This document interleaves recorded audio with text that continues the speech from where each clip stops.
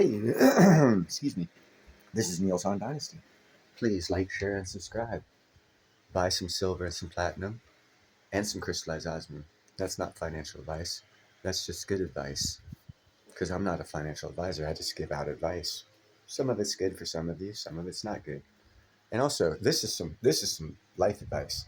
Be kind, helpful, and grateful. I'm trying to get you all tired and spun around. That's why I'm doing this. Trying something new. Be kind, helpful, and grateful because it's better than being a jerk. Ain't that right? Say, heck yeah. Being kind, helpful, and grateful is a lot better than being a jerk. But that's not what this is about. This is about, hold on a second, I forgot. Oh, wait, yeah, here it is. Africa is powerful. Corrupt African leaders in shock. That's African, uh, it launches investment bank and a common passport. Holy mac and cheese. These Sahel nations of Burkina Faso, Mali, and Niger are kicking butt. I just did a report yesterday where Burkina Faso actually has 7 gold mines. They only had to nationalize 2 because the other 5 were abandoned because of the insurgencies in the north of that country. The companies that had those gold mines just abandoned them. So then there was 5 of them. So Burkina Faso took those 5 over, kind of kicked out the insurgents, killed them, whatever, took control of those 5 that were abandoned, and then for like $80 million bought 2 from an English company that was screwing them over. So they have 7 gold mines, and they're backing their currency, new currency, 100% in gold, with gold out of Burkina Faso ground. Then they only were exporting, before all this crap happened, 53 tons of gold a year. That's less than half. So in about 8 months, 9 months, they're going to stop not selling, and because they'll have loaded up their basket of goods to be able to back their currency, and then they're going to start selling it. I estimate Burkina Faso's gold exports at the end of next year to be, they're at like 53 tons this year, probably around 120 to 130 sustainable tons a year after they grab total control of all of the assets in that country. Same with Mali and Niger. Once they grab total control away from the insurgencies and get these artisan mines under regulated, controlled conditions, that whole region is going to be a powerhouse of gold. But anyhow, that's not what this is about. That's just me running my mouth telling you guys some facts. Mali and Niger continue to astound the Western world with the bold and transformative steps they are taking toward regional autonomy. In a series of unprecedented moves, just months after their historic exit from the Economic Community of West African States, ECOWAS, and the formation of a new trilateral alliance, these nations have now announced the creation of an investment bank and a common biometric passport. This development is a clear signal of their shared commitment to regional integration and economic independence.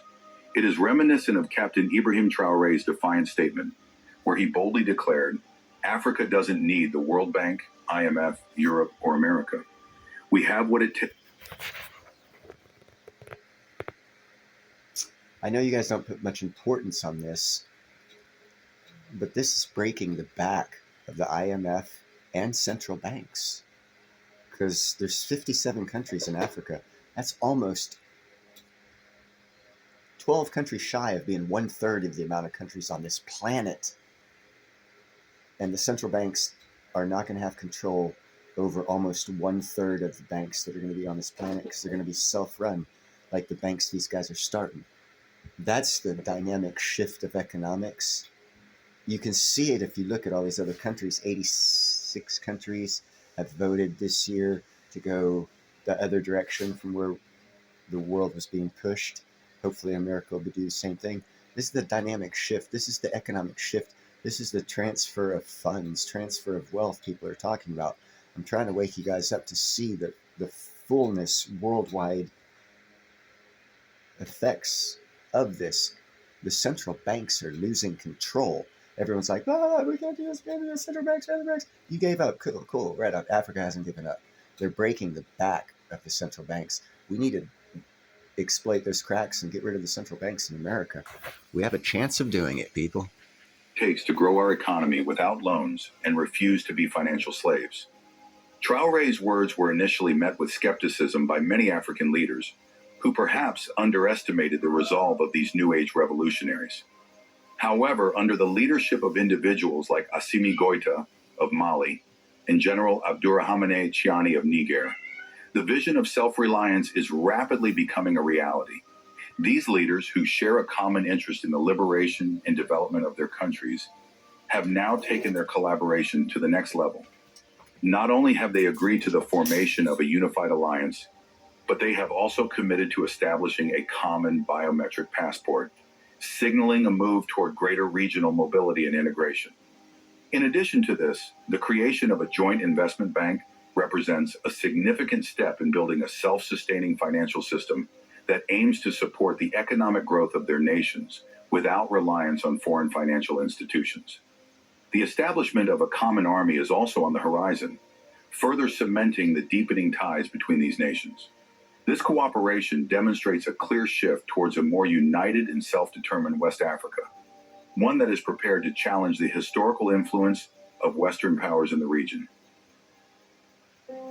1 second. 15th, 2024, Colonel Assimi Goïta, the president of Mali and the current leader of the Alliance of Sahel States, AES, gave a significant speech marking the first anniversary of the alliance, formed by Burkina Faso, Mali, and Niger. His address emphasized the transformative nature of the AES and outlined several ambitious projects, all aimed at strengthening the political, economic, and social bonds between the three nations. Let's explore the key components of his speech in greater detail. Colonel Goïta opened his speech by recalling the momentous decision taken on September 16, 2023, when the leaders of Burkina Faso, Mali, and Niger adopted the charter of the government state. This historic act formalized the creation of the AES, marking a new era for the Sahel region. According to Goïta, the AES was founded on principles of collective defense and mutual assistance, with the primary goal of countering terrorism and organized crime that had long plagued their societies. This new alliance came about through the collaborative efforts of the leaders of the three nations: Colonel Goïta of Mali, Captain Ibrahim Traoré, President of Burkina Faso, and Brigadier General Abdourahamane Chiani, head of state of Niger. The alliance marked a decisive shift towards regional integration and cooperation, and it symbolized the resolve of these leaders to unify their countries to better address the shared challenges they face. In terms of security, Goïta emphasized the significant strides made by the collective defense forces of the AES. He credited the alliance with delivering substantial victories on the battlefield, where they have successfully weakened various terrorist groups that have operated in the Sahel region. Notably, these military gains have helped the three nations regain sovereignty over vast territories that were once under the control of hostile forces. Goïta underscored that the security forces faced not just local threats, but adversaries who were backed by third-party nations, notably Ukraine, which he claimed had aligned itself with terrorist groups in the Sahel. Despite these external influences, the AES remains committed to eradicating terrorism and safeguarding the integrity of its member states. Goïta went on to speak about the That move right there, because Niger and Mali are actually further north than Burkina Faso on the map. And the northern part of Burkina Faso is where the insurgencies are. So they were really heavily embedded in the Niger and Mali district, and that's why they're all getting together to combat them. Burkina Faso is the easier to push out of the north of their country because they're the furthest south of all three of those countries. And that actually puts more pressure on Mali and Niger because it's going to push the insurgents more into their countries.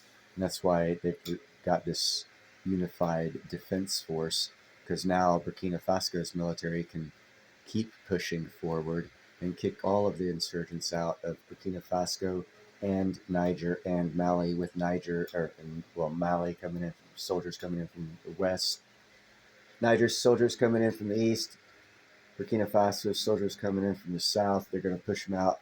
But that's also where a lot of the gold that's being stolen from these countries is being stolen from, the areas that the insurgents control. And that's why I say their gold exports as soon as they get their countries totally under control, will double, if not triple. That'll add to their GDP. And the way they're using these funds is going to add to their people's wealth. It's going to add to their economic growth. And it's going to make them a GDP powerhouse of Africa.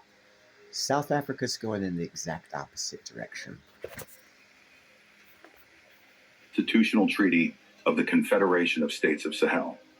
A major milestone in the AES's development occurred on June 6, 2024, when the three member states convened for the first summit of the AES. At this summit, they signed the Constitutional Treaty of the Confederation of States of Sahel, a pivotal agreement that cemented their long-term commitment to regional integration. According to Goita, this treaty is a symbol of their irreversible commitment to the fraternity, solidarity, and complementarity of their nations. The AES is not merely a military or security alliance. With the signing of the treaty, the three nations committed to broader cooperation in areas such as diplomacy and development, with a shared vision of peace, security, and sustainable development. Goita stressed that the alliance was created not only to enhance the power of the states, but, more importantly, to unite the people of the Sahel region. One of the most significant parts of Goita's speech focused on the future of the AES and its plans for economic and social integration. The president emphasized that the alliance is dedicated to improving the lives of its people, particularly through investments in areas such as infrastructure, education, job creation, and economic growth. The Sahel region is rich in natural resources and an untapped potential, and Goita stressed the need to harness these assets to drive sustainable development. The youth and women of the Sahel were given particular attention, as Goita described them as the real engine of our development. Their energy, creativity, and dynamism will be crucial in shaping the future of the region, and the AES is committed to creating opportunities that allow them to thrive. Another key initiative is the creation of an AES investment bank and a stabilization fund. These institutions will serve to stimulate economic growth by fostering investments in crucial sectors such as transportation, communications, and information technology. Additionally, the AES is working to establish transport and communication networks that will enhance connectivity between the member states, enabling a more seamless flow of goods, services, and people across borders. And it is not only happening in the Sahel Western region of Africa. There are rail projects going all throughout Africa to interconnect, just like America. All these different countries are working. You got Democratic Republic of Congo, Tanzania, Nigeria, Botswana, Kenya, Ghana to go. They're all working on rail projects to connect all of Africa. So what these Sahel nation, the AES, is doing is they're going to help finance, because that's a problem all these countries are having with financing. So they're building up a gold bank reserve to make this new currency backed 100% in gold, which most African countries have gold, and they can do what kind of sort of like what BRICS is doing, but do it better because it'll be backed by gold. And you're going to see some awesome stuff happening in Africa. But that's another thing. Here, let's get back to these guys. In a groundbreaking move, Goita announced the introduction of a biometric passport for citizens of the AES, which will be rolled out in the near future. This passport is intended to facilitate the free movement of people across the three nations, making travel easier not just within the region, but also internationally. The implementation of this passport reflects the broader goal of fostering unity and removing barriers between the citizens of Burkina Faso, Mali, and Niger. Goita also outlined plans to strengthen the cultural and educational bonds between the nations through various initiatives, including sports, educational exchanges, and cultural projects. These efforts aim to build a shared identity among the citizens of the AES, promoting a sense of unity and pride in their common heritage. Tell me these guys don't have it going on. These guys are like building a free nation, combining three states, making a nation gold rich, people rich, population rich, age dynamics wealthy, because they got a lot of youth. And man, they are going to prosper over the next 10 to 15 to 20 years. This is just the start for these guys. Hopefully the rest of Africa follows them. You guys have a blessed day, and I'll see you on the next one.